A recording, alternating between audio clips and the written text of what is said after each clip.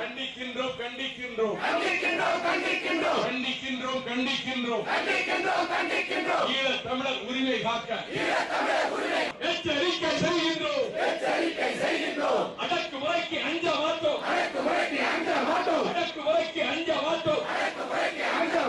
ஆதரிப்போம் ஈழ புலிகளை ஆதரிப்போம். விடுதலை புலிகளை ஆதரிப்போம். அடக்குமுறைக்கு அஞ்ச மாட்டோம். பறிக்காதே பேச்சு உரிமையை பறிக்காதே.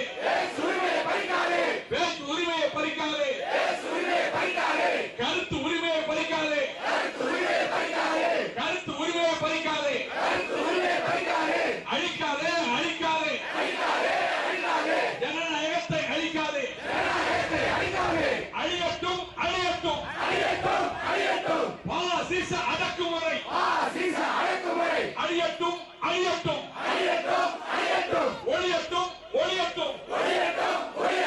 பாசிச அடக்குமுறை ஒழியட்டும்.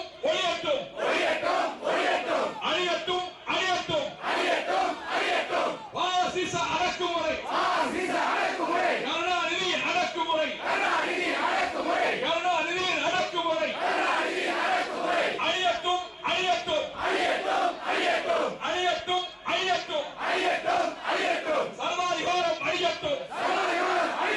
சர்வாதிகாரம் அழியட்டும். பாசிச அடக்குமுறை ஒழியட்டும்.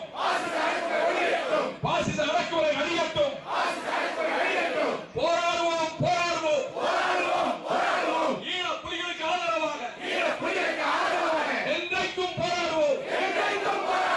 அடக்குமுறையை கண்டித்து நாஞ்சில் சம்பத்தையும் குளத்தூர் மணியையும் இயக்குனர் சீமானையும் தேச பாதுகாப்பு சட்டத்திலே சிறையில் அடைத்திருக்கின்ற பாசிச வெறியாட்டத்தை கண்டித்து நேற்று தமிழகமெங்கும் பல்லாயிரக்கணக்கான தோழர்கள் கண்டன ஆர்ப்பாட்டம் நடத்தியதை தொடர்ந்து இன்று தலைநகர் சென்னையில் மறுமலர்ச்சி திராவிட முன்னேற்ற கழகத்தின் சார்பில் கண்டன ஆர்ப்பாட்டம். அதை மீறி ஆபத்துக்கு அஞ்சாது, உயிருக்கு அஞ்சாது உள்ளே செல்லுகின்ற சர்வதேச பத்திரிகையாளர்கள் செய்திகள் சேகரிக்க அனுமதிக்கப்படுவதில்லை. சேகரிக்கின்ற செய்திகளை வெளி உலகத்துக்கு தந்தால் 24 மணி நேரத்துக்குள் அவர்கள் இலங்கையை விட்டு வெளியேற்றப்படுகிறார்கள். இப்படி செய்தி தருகின்ற ஊடகங்கள் இலங்கையிலே இருக்க முடியாது. அரசாங்கத்துக்கு எதிரான கருத்து சொல்லுகின்ற வெளிநாட்டு தூதரகங்கள், அதனுடைய அதிகாரிகள் இலங்கையிலே கொழும்பிலே இருக்க முடியாது என்று கிட்டத்தட்ட ஒரு மாதத்துக்கு முன்பு ராஜபக்சே மிரட்டல் விடுத்தார். இன்றைக்கு அதே நிலைமை வேறொரு வடிவத்தில் தமிழ்நாட்டில் இருக்கின்றது. இப்பொழுது தோழர் பாண்டியன் எழுப்பிய அந்த கேள்விகளை இருட்டடிப்பு செய்வதற்கு முதலமைச்சர் எல்லா வேலையும் செய்வார். காலையில எழுந்தவுடனே பத்திரிகை எடிட்டரை கூப்பிடுறது, எடிட்டர் சரியா வரமாட்டார் நினைச்சா அந்த பத்திரிகை முதலாளியை கூப்பிடுறது. இதுதான் முதலமைச்சருக்கு நீண்ட நாட்களாக இருக்கிற வேலை. உலகத்தில் அயோக்கியத்தனத்தையும் சர்வாதிகாரத்தையும் செய்த மனிதர்கள் எல்லோரையும் சேர்த்து ஒரு உருவமாக்க வேண்டும் என்றால் அது கலைஞர் கருணாநிதி வடிவத்திலே பார்க்கலாம். நீங்களா என்னை பார்த்து கட்சி எல்லா கட்சியும் 2 ஆக்கி 3 ஆக்கி உடைச்சது நீங்க. உங்ககிட்ட ஏதாவது ஒரு கட்சி தப்பி இருக்குதா? நாங்கள் தவறு செய்வதாக சொல்லுகிறவர்கள் மறுபக்கம் என்ன நடக்கிறது என்பதையும் பார்க்க வேண்டும் என்று பணிவோடு கேட்டுக்கொள்கிறேன்.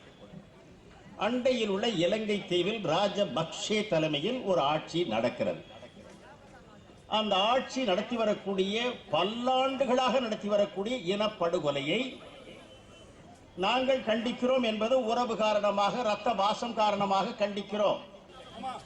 ஜெர்மன் நாட்டுக்காரன் உனக்கு அங்கே இனப்படுகொலை செய்யாதே என்று சொன்னாரே, அதை சிந்திக்கிறேன் என்று கூட ஏன் சொல்லாமல் சொன்னவனுடைய தூதுவரகத்தை துரத்துவேன், நாட்டை விட்டே துரத்துவேன் என்று ராஜபக்சே ஏன் சொன்னார்? ஆனால் இன்றைக்கு அறிவிக்கப்படாத ஒரு அவசர நிலையை தோற்றுவித்து அடக்குமுறையின் மூலம் ஆட்சி நடத்துவதற்கு முதலமைச்சர் கருணாநிதி அவர்கள் முயற்சி செய்கிறார்.